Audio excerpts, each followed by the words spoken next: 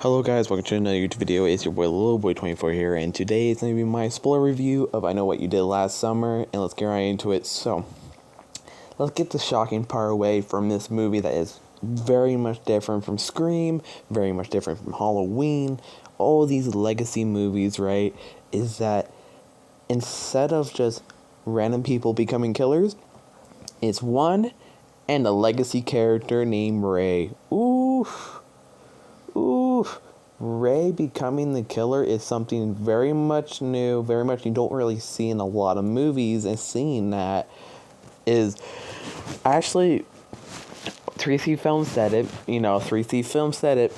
This is something that really does work for I Know What You Did Last Summer. A reality kind of makes sense for that character, and I already made a spoiler review recording, but honestly, I kind of realized that the footage was all messed up, so I was like, "Oh, gotta redo it." But straight out is that Ray is the killer, and Stevie is the killer too. So it was two killers. A typical, typical slasher movies. There's always two killers with a mask. Now, since the original Scream movie came out, but honestly, I did not expect Ray being the second killer. Out of everything I expected a female and a male, because that's typical. Two things, two slashers, one is a female, one is a male. It's a typical thing, but we got it. But a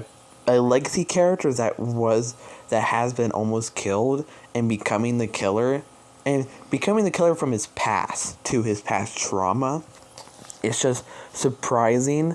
And honestly, I didn't expect it. I know people did expect it. After I watched some reviews of videos of 3C Film even said it. 3C said, I already knew Ray was a killer just because of one thing. It was because of that podcast girl saying, you. And I didn't remember hearing it. I did hear that scene. I rarely remember that scene.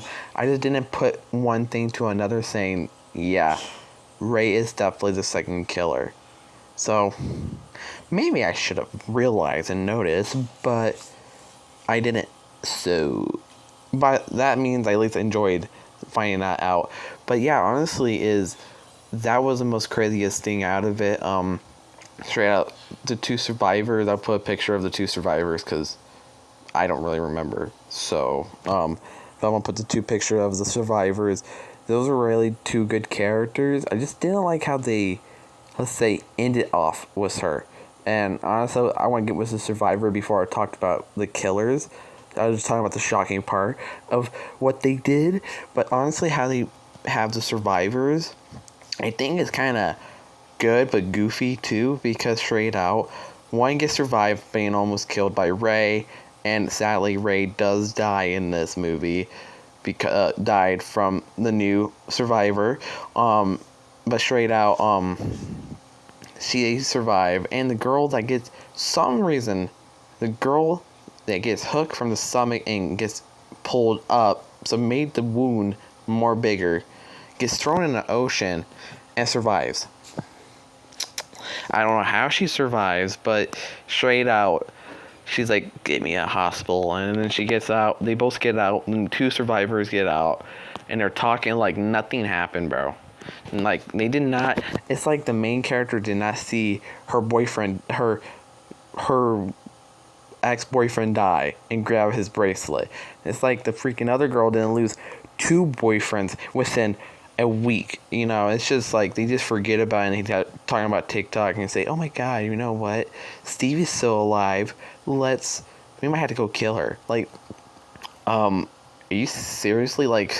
Julie over here is so traumatized what happened. You guys are looking like you guys are not traumatized what happened. Might well just say yours two are the killer too. But how they did it with her with the ending wise, kind of bad. I'm not gonna lie. It's a little bit goofy, I want to say. But do I hate it? Nah, I don't really hate it.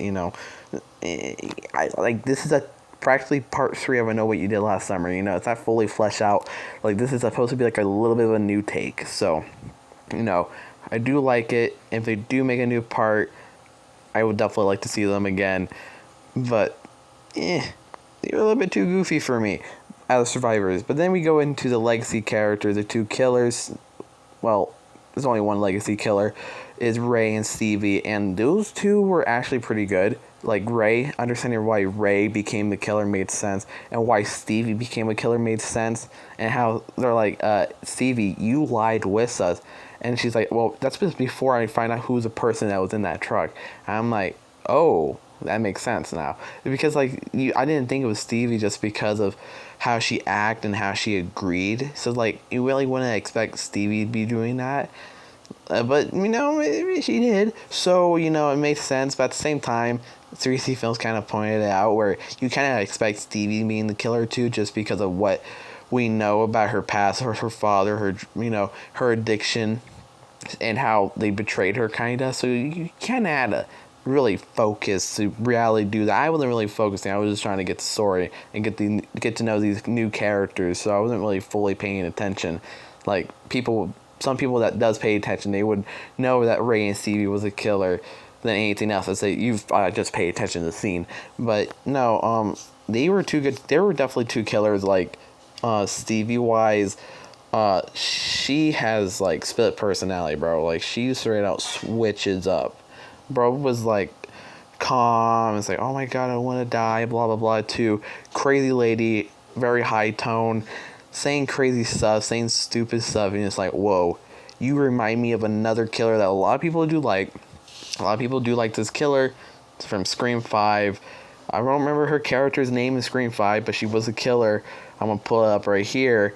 But straight out, those two, like, they are like twins, but in two different franchises, and I love that. So I do like how Stevie, her portrayal as her character was pretty good.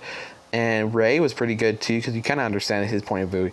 Like, this is a town that, like, straight out wipe it out. It's not a town that's just, like, forgot the killing. Like, they knew there was a killing, but, like, they just forgot. No, like, this is straight up a town that, like, took the history of the killing, like, the history of what happened in that town, disappeared. Like, no one would know just because of what the mayor or what the person did. Like, changed the whole thing, and that kind of made him go crazy just because of, like, no one would know what happened. And at the same time, that's kind of stupid because, like, this is a small town. Like, every small town, there's something crazy that has happened in that town. So, even though that even happened, people's gonna forget. It's kind of stupid, but, this is a guy that has dealt with the Hookman in a Bahamas island and in his town. You would kind of be traumatized and going crazy. And plus, how many times that he broke up with Julia and then get a divorce with Julia right after part 2. His mind's already hella messed up, about everything. So, when you kind of see him as a killer, you're like, oh, okay, well, yeah, that kind of makes sense for a legacy character. And I guess, there's people that have been wanting that. I think 3C Film does say it. Like, 3C Film said, straight up, people have been wanting a legacy character to become a killer in a movie. But, like, Scream didn't make any sense. Like, honestly, there's only one character I say they can do it. If they really wanted to, I wouldn't like it. But, like, honestly, if they wanted to, I think people have said this theory. The guy from part 2 that survives part 1 but dies in part 2, I'll pull up a picture of him.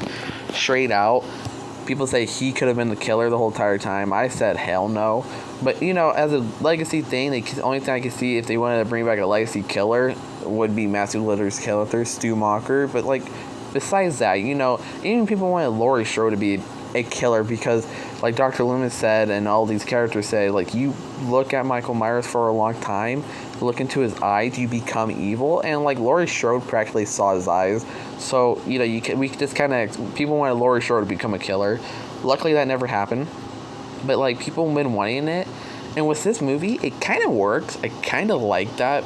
I think it works with this franchise a lot just because of what happened. Because the difference between these other movies and this one, and 3C Film does say that, which I said it a lot better with my recording, but 3C Film does say it, is that the difference between old legacy characters and survivors is that Neve Campbell, Laurie Strode, Sidney Prescott, all these other characters, they survived. They didn't do anything wrong. They were just getting attacked by random people. There were killers, psycho people that wanted to kill them, right?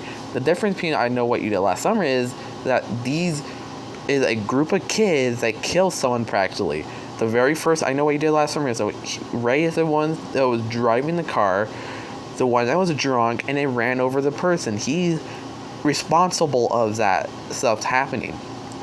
So the difference is why he would become more psycho is because he's kind of responsible of it. Only why all this stuff is happening is because of him driving that car, him being drunk. That's all it started. Like, these other legacy characters, they didn't start anything. They didn't kill anyone. It's just psycho people.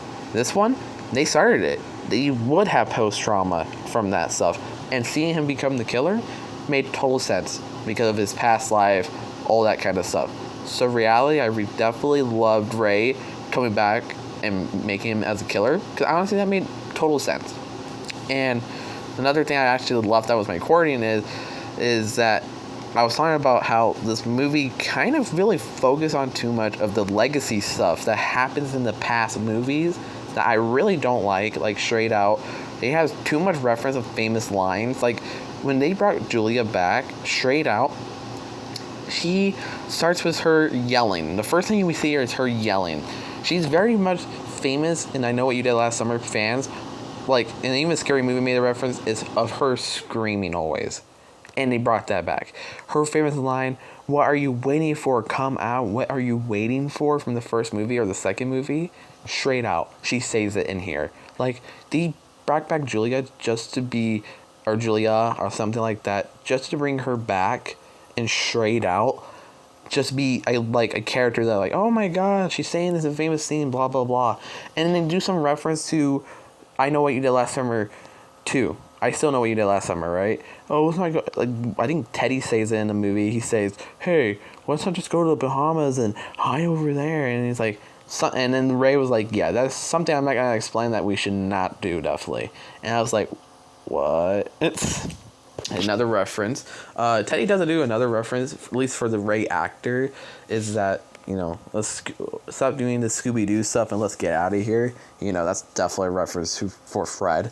But, from him playing Fred, I'm pretty sure another character from I Know What You Did Last Summer plays as, oh my god, Daphne. But, besides that. But then, this is where I was like, okay, yeah, this is... Now at this point, you're doing too much for fans. And they brought back the prom queen. The prom queen for no reason. I don't even think it was... I feel like they could taken that off, and the movie could have been a little bit better, just because they talked about the queen so much, this prom queen from the very first movie, so much to a point I was like, yeah, there's either this lady's still alive and she's a killer, or straight out, we're gonna see something with her in the past. And straight out, we get her as a nightmare. Literally the main survivor, the survival picture of her, literally has a nightmare of her. That's all. That's all. Well, that's how we get her for about a minute or two, telling her why is she's the one that this started all this blah blah blah as a nightmare.